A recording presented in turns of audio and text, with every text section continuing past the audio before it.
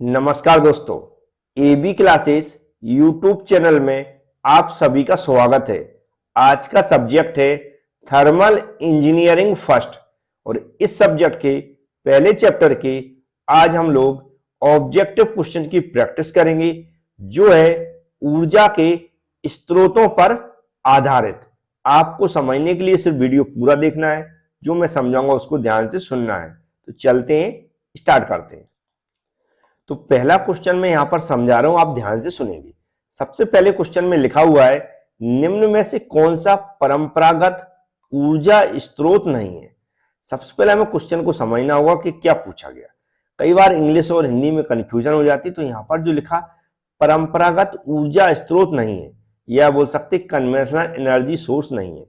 ये जो conventional energy source होते हैं या फिर परंपरागत ऊर्जा स्रोत होते हैं, इनको नॉर्मली हम रिन्यूएबल और नॉन रिन्यूएबल एनर्जी सोर्स के नाम से पढ़ते हैं। रिन्यूएबल एनर्जी सोर्स और नॉन रिन्यूएबल एनर्जी सोर्स में आप लोगों ने डिफरेंस समझा होगा ये पहले चैप्टर के अंदर। नॉन रिन्यूएबल एनर्जी सोर्स है, नॉन रिन्यूएबल एनर्जी सोर्स है, उनको हम लोग क्या बोलते हैं, कन्वेंशनल एनर्जी सोर्स बोलते हैं। क्या बोलते हैं, कन्वेंशनल एनर्जी सोर्स, या फिर गैर नवीनीकरणीय ऊर्जा स्रोत बोलते हैं, गैर नवीनीकरणीय ऊर्जा स्रोत बोलते हैं। तो ये बुक में भाषा लिखी होगी, आप पढ़ सकते हैं अच्छे से। तो यहां पर पूछा गया परंपरागत ऊर्जा स्रोत नहीं है, नहीं है पूछा गया, मतलब इनमें से हमें ये देखना है कौन सा रिन्यूएबल एनर्जी सोर्स है। तो हम जानते हैं टाइडल होता है, ये रिन्यूएबल एनर्जी सोर्स है, और जो रिन्यूएबल एनर्जी सोर्स होगा उसी को हम यहाँ पर क्या बोलेंगे, वह हमारा कौन सा, जो हमारा जो परंपरागत ऊर्जा स्रोत है वह नहीं है, क्योंकि फॉसिल फ्यूल्स है, डीजल पावर है, न्यूक्लियर पावर, ये सबके सब कैसे हमारे कन्वेंशनल एनर्जी सोर्स हैं, जो कि एक लिमिटेड मात्रा में होते हैं और एक बार यूज करने के बाद एकदम पूरी तरह क्या हो जाते, खत्म हो जाते हैं, हम दोबारा इनको यूज नहीं कर सकते। तो इसका सी वाला ऑप्शन हमारा राइट है। नेक्स्ट क्वेश्चन में लिखा ऊर्जा के गैर परंपरागत स्रोत वे होते हैं। गैर परंपरागत, नॉन कन्वेंशनल, जिसका मतलब होता है रिन्यूएबल एनर्जी सोर्स, क्या होता है, रिन्यूएबल एनर्जी सोर्स। अब रिन्यूएबल एनर्जी सोर्स हम लोग क्यों बोलते हैं, ये ऑप्शन में पढ़ के हमें बताना है। रिन्यूएबल एनर्जी सोर्स ऐसे होते हैं जिनको हम बार बार रिपीट कर सकते हैं, क्या कर सकते हैं, बार बार रिपीट कर सकते हैं, और जो हजारों वर्षों तक खत्म ही नहीं होते, ऐसे होते हैं हमारे। बी वाले ऑप्शन में लिखा है रिपीटेशन इज पॉसिबल, हमारा क्या हो जाएगा, बी वाला ऑप्शन राइट हो जाएगा। थर्ड क्वेश्चन में लिखा सौर ऊर्जा अत्यधिक प्रचलन में है, इसका क्या कारण है। जो सोलर एनर्जी है ये अधिक से अधिक पॉपुलर है, तो इसका क्या रीजन हो सकता है। सबसे पहले हमें सारे ऑप्शन पढ़ना है। जैसे लिखा सूर्य ऊर्जा का एक अनंत स्रोत है, जहां पर मतलब हजारों वर्षों तक हमें ऊर्जा मिल सकती है। सौर ऊर्जा को बिना वातावरण को दूषित किए उपयोग में लाया जा सकता है, मतलब इससे कोई भी प्रदूषण नहीं होता है। सूर्य से प्राप्त ऊर्जा सभी जगह उपलब्ध है, या फिर उपरोक्त सभी, मतलब ये तीनों ही ऑप्शन ऊपर के राइट है। तो हम डी वाले ऑप्शन पे एकदम हाईलाइट कर देंगे येलो कलर में, जिसका मतलब आप समझ जाएंगे कि राइट आंसर हमारा येलो कलर वाला है। नेक्स्ट क्वेश्चन में लिखा भारत में जो हमारे अपरंपरागत ऊर्जा के क्षेत्रों में महत्वपूर्ण कार्य करने वाला विभाग, ये जो लिखा है नॉन कन्वेंशनल एनर्जी लिखा है, इसका मतलब है renewable energy source. Renewable energy source की बात कर रहा है। रिन्यूएबल एनर्जी जो हमारी है इस क्षेत्र में सबसे ज्यादा काम करने वाला हमारा गवर्नमेंट डिपार्टमेंट बताना है। तो ये जो ministry of new and renewable energy जो हमारा डिपार्टमेंट है, इसने सबसे ज्यादा काम किया, तो सी वाला ऑप्शन इसका राइट हो जाएगा। नेक्स्ट क्वेश्चन में लिखा है सौर ऊर्जा के दोष बताना, मतलब डिसएडवांटेज बताना। सोलर एनर्जी के भी डिसएडवांटेज होते हैं, जैसे कि इसको इंस्टॉल करना क्या होता है, थोड़ा सा महंगा पड़ता है। पहले ऑप्शन में लिखा है फिर सूर्य की किरणें पृथ्वी पर रुक रुक कर आती हैं, मतलब उन्हें परिवर्तन होता रहता है मौसम के हिसाब से। सौर ऊर्जा फैली हुई है, वे केंद्रित प्रकृति की नहीं होती हैं। इसके अलावा उपरोक्त सभी, तो तीनों जो ऑप्शन बताए गए हैं वो ऐसे बताए गए हैं यहाँ पर जो उसके ऑलरेडी डिसएडवांटेज हैं। तो हमारा ऑल ऑफ द एबव वाला आंसर राइट हो जाएगा। नेक्स्ट क्वेश्चन में लिखा है विश्व का प्रथम ज्वारीय शक्ति संयंत्र, जिसका मतलब होता है टाइडल पावर प्लांट, कहां स्थापित किया गया था। जो टाइडल पावर प्लांट है ये स्थापित किया गया था फ्रांस में। सबसे पहले कहां पर, फ्रांस में स्थापित किया गया था। सी वाला ऑप्शन राइट हो जाएगा। जो थर्ड सेम है आपका, जो भी पांचों सब्जेक्ट हैं, इसका कंबाइंड कोर्स आपको हिंदी और इंग्लिश में वीडियो लेक्चर सहित एबी क्लास एप्लीकेशन के अंदर मिल जाएगा। एबी क्लास एप्लीकेशन कैसे डाउनलोड करना है, कैसे उसकी प्रोसेस करना है, इसके ऊपर मैंने एक वीडियो बना दिया है। डिस्क्रिप्शन बॉक्स के स्टार्टिंग में आप देखेंगे तो मैंने लिंक दे दी है, लिखा होगा third same all subject video plus PDF course. उस लिंक पर क्लिक करें, वीडियो पूरा देख लें। पूरी प्रोसेस जैसी बताई है वैसे ही आपको करना है, आपको कोर्स भी मिल जाएगा और उसको कैसे अनलॉक करना है, कैसे परचेज करना है, वो भी आपको देखने को मिल जाएगा। और कोई भी प्रॉब्लम आती है तो आप लोग हमसे कांटेक्ट भी कर सकते हैं, तो कांटेक्ट जरूर करें क्योंकि एग्जाम आने वाले हैं यदि आपको जरूरत है। तो चलते हैं हम नेक्स्ट क्वेश्चन की बात करते हैं। नेक्स्ट क्वेश्चन लिखा है, निम्न में से ऊर्जा का अपरंपरागत स्रोत है, मतलब non conventional source of energy. Non conventional source of energy किसको बोलते हैं हम? रिन्यूएबल एनर्जी सोर्स को। रिन्यूएबल एनर्जी सोर्स को हम लोग क्या बोलते हैं? Non conventional source of energy. तो इसमें से है पूछ रहा है, तो फॉसिल फ्यूल से न्यूक्लियर एनर्जी है, वाटर एनर्जी, ये सब क्या है? कन्वेंशनल एनर्जी सोर्स है। तो विंड एनर्जी हमारा कैसा है?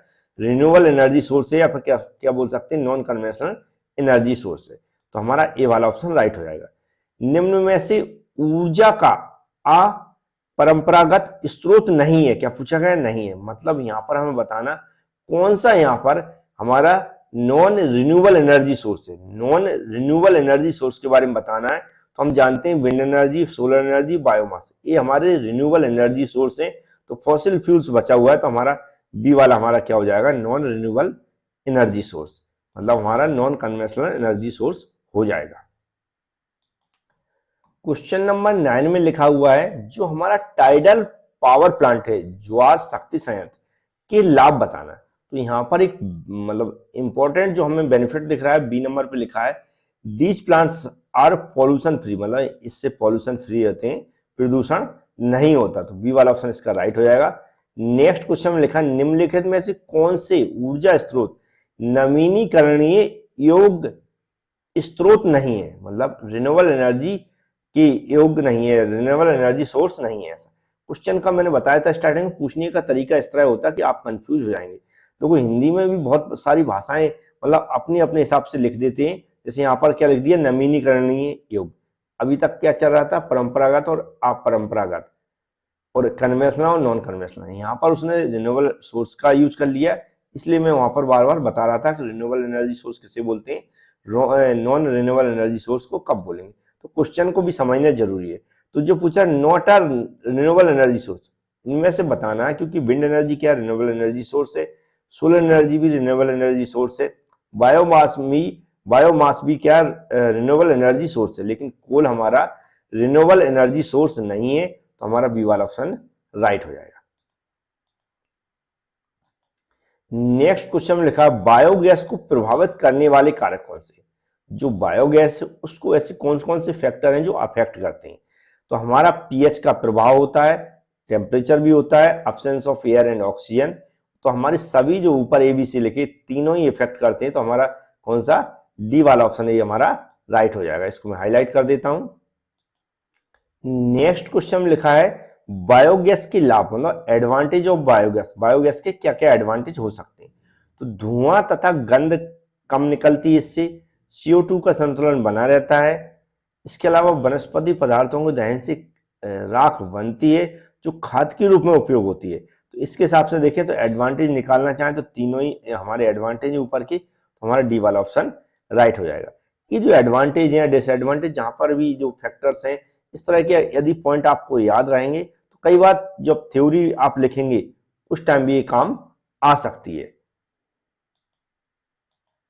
नेक्स्ट क्वेश्चन में लिखा हुआ है, निम्न में से कौन सा नवीकरणीय ऊर्जा स्रोत नहीं है? मतलब हमारा इनमें से पूछ रहा है कि कौन सा हमारा रिन्यूएबल एनर्जी सोर्स नहीं है, कौन सा रिन्यूएबल एनर्जी सोर्स नहीं है। तो हम जानते हैं solar energy, wind energy, geological heat energy, ये सब हमारी कैसी हैं?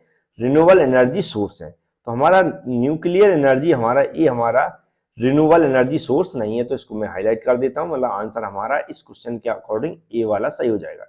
नेक्स्ट क्वेश्चन में लिखा, सौर ऊर्जा उत्पादन में प्रयुक्त सौर सेल के निर्माण के लिए, क्या पूछ रहा है? जो हम सोलर एनर्जी का उपयोग करते हैं वहां पर जो निर्माण करते हैं उसमें जो सौर सेल के लिए के निर्माण के लिए निम्न में से कौन सा पदार्थ प्रयोग में लाया जाता है, कौन सा मटेरियल हम लोग यूज करते हैं जो सौर सेल है, हमारी सोलर सेल है, उसके निर्माण में। तो हम लोग इसमें यूज करते हैं कार्बन का। किसका? कार्बन का यूज करते हैं। यहाँ पर कुछ ऑप्शन गलत हो गए हैं, तो ऑप्शन यहाँ पर गलत लिखा हुआ था, इसलिए मैंने गलत पढ़ दिया था। इसका हिंदी में देखिए सिलिकॉन आंसर राइट है ना, तो मैंने उसको सही कर दिया। सिलिकॉन आंसर हमारा राइट है। सिलिकॉन की हमारी जो भी सोलर सेल है वह बनाई जाती हैं। नेक्स्ट क्वेश्चन में लिखा है the value of solar constant, जो सोलर कांस्टेंट इसकी वैल्यू कितनी होती है? तो 1353 होती है। तो हमारा कौन सा हो जाएगा? बी वाला ऑप्शन इसका राइट हो जाएगा। यूनिट भी हमें याद रखना, तो याद रखें, जो भी हाईलाइट किया उसमें यूनिट भी देखो अलग अलग दी गई, तो उसको भी हमें याद रखना है। सौर सेल बनाने में कौन सा पदार्थ सर्वाधिक उपयुक्त होता है? जो सोलर सेल है इसको बनाने में हम लोग किस टाइप के मटेरियल का उपयोग करते हैं? तो सेमीकंडक्टर मटेरियल का सबसे ज्यादा उपयोग किया था। किसका? सेमीकंडक्टर मटेरियल का सबसे ज्यादा उपयोग किया था, मतलब बी वाला ऑप्शन हमारा राइट हो जाएगा। उम्मीद रखें आप ये जो प्रैक्टिस कर रहे हैं, यदि जितना भी समय लगता है प्रैक्टिस, एक बार आप वीडियो देखते हैं तो आपको याद भी जल्दी हो जाएंगे, और जब भी आप आंसर टिक करेंगे एग्जाम में तो वहां टिक करने में भी आसानी होगी। और भी ऐसे क्वेश्चन के लिए या फिर यूट्यूब चैनल हमारा एबी क्लासेस है, उसको सब्सक्राइब कर लें, बेल आइकन पर क्लिक कर लें, क्योंकि सभी सब्जेक्टों की प्लेलिस्ट बनी हुई है, वहां पर बहुत सारी वीडियो आपको मिल जाएंगे। हो सकता है ऐसे बहुत सारे टॉपिक हों जिनकी स्टडी अभी तक आपने नहीं की हो, तो आप पर्टिकुलर सब्जेक्ट के नाम से जो मैंने प्लेलिस्ट बना रखी है उसमें जरूर विजिट करें। नेक्स्ट क्वेश्चन में लिखा सोलर भट्टी का सामान्य तापमान कितना होता है? नॉर्मल टेम्परेचर पूछा है, सोलर फर्नेस है, उसका कितना होता है? तो ये होता है 5000 डिग्री सेल्सियस। कितना होता है? 5000 डिग्री सेल्सियस, मतलब सी वाला ऑप्शन हमारा राइट हो जाएगा। The value of solar constant, अभी सोलर कांस्टेंट की वैल्यू हमने इससे पहले भी देखी थी, लेकिन यहाँ पर थोड़ी सी यूनिट में परिवर्तन करके उसने पूछ लिया है। तो 1353 हम लोगों ने बोला था 1353 हो जाएगी, क्योंकि किलोवाट प्रति वर्ग मीटर यहाँ पर लगा दिया, किलो लगा दिया है, तो अब 1000 से डिवाइड हो गया है, तो हमारा ए वाला ऑप्शन राइट हो जाएगा। नेक्स्ट क्वेश्चन में लिखा है सोलर सेल बदलते हैं। सोलर सेल्स का उपयोग करते हैं वह क्या करते हैं? तो ये सोलर सेल डायरेक्ट जो सोलर एनर्जी को प्राप्त करके इलेक्ट्रिकल एनर्जी में कन्वर्ट करते हैं। तो सी वाला ऑप्शन में लिखा हुआ है सौर ऊर्जा को सीधे विद्युत ऊर्जा में कन्वर्ट करती हैं। तो हमारा कौन सा? सी वाला ऑप्शन राइट हो जाएगा। नेक्स्ट क्वेश्चन में लिखा जो सोलर पॉन्ड है निम्नलिखित में से तापमान तक गर्म जल प्राप्त किया जा सकता है। मतलब जो सोलर पॉन्ड है उसमें जो जल हम प्राप्त करते हैं वह कितने डिग्री सेल्सियस तक गर्म करके हम प्राप्त करते हैं? तो वह 100 डिग्री सेल्सियस तक गर्म कर देता है। इतनी डिग्री सेल्सियस तक हम लोग कर सकते हैं, वाटर को गर्म करके प्राप्त कर सकते हैं। नेक्स्ट क्वेश्चन में लिखा H2O2 जो फ्यूल सेल है इसमें से ईंधन के रूप में क्या होता है? ईंधन H2O2 है, उसमें पूछ रहा है जो फ्यूल सेल है इसमें ईंधन के रूप में क्या होता है? तो हम सभी जानते हैं हाइड्रोजन को जलाया जाता है, तो हमारा बी वाला ऑप्शन राइट हो जाएगा। तो हमारा कौन सा? बी वाला ऑप्शन राइट हो जाएगा। नेक्स्ट क्वेश्चन में लिखा निम्नलिखित में से कौन सा सौर ऊर्जा का अनुप्रयोग है? मतलब एप्लीकेशन बताना है सोलर एनर्जी का हम लोग कहां पर यूज करते हैं। तो सोलर ग्रीन हाउस में यूज करते हैं, सोलर कुकर में यूज करते हैं, सोलर फोटोवोल्टेइक सेल में यूज करते हैं। तो ऑल ऑफ द एबव वाला ऑप्शन हमारा राइट हो जाएगा, डी वाला ऑप्शन। अब ऐसे यहाँ पर एक साथ दे दिए उसने, हो सकता है कहीं किसी एक ऑप्शन को दिया जाए कि इसका एप्लीकेशन समझाइए और 3 ऑप्शन गलत हो, तो ये भी हमें याद रखना पड़ेगा। नेक्स्ट क्वेश्चन में लिखा सोलर ताप ऊर्जा उत्पन्न की जाती है। जो सोलर हीट एनर्जी है ये कैसे प्रोड्यूस की जाती है? तो ये की जाती है सोलर पॉन्ड से या सोलर भट्टी से, सोलर संग्राहक से मतलब सोलर कलेक्टर से, या उपरोक्त सभी। तो डी वाला ऑप्शन हमारे हिसाब से राइट होना चाहिए, उपरोक्त सभी। अगर सभी से प्राप्त की जा सकती है तो हमारा डी वाला ऑप्शन राइट हो जाएगा। तो ये जिस तरह के क्वेश्चन पूछे जा सकते हैं एग्जाम में या पिछले एग्जामों में पूछे गए वो मैंने यहाँ पर बताने की कोशिश की। उम्मीद है आपको समझ में आया होगा। वीडियो को लाइक जरूर करें, वीडियो को लाइक कर दें। इसके अलावा यदि आपको ये कंप्लीट कोर्स की जरूरत है तो आप हमसे कांटेक्ट करें, या फिर डिस्क्रिप्शन बॉक्स में जो वीडियो की लिंक दी गई उस पर क्लिक करके उस वीडियो को पूरा देख लें तो समझ में आ जाएगा। Thank you friends.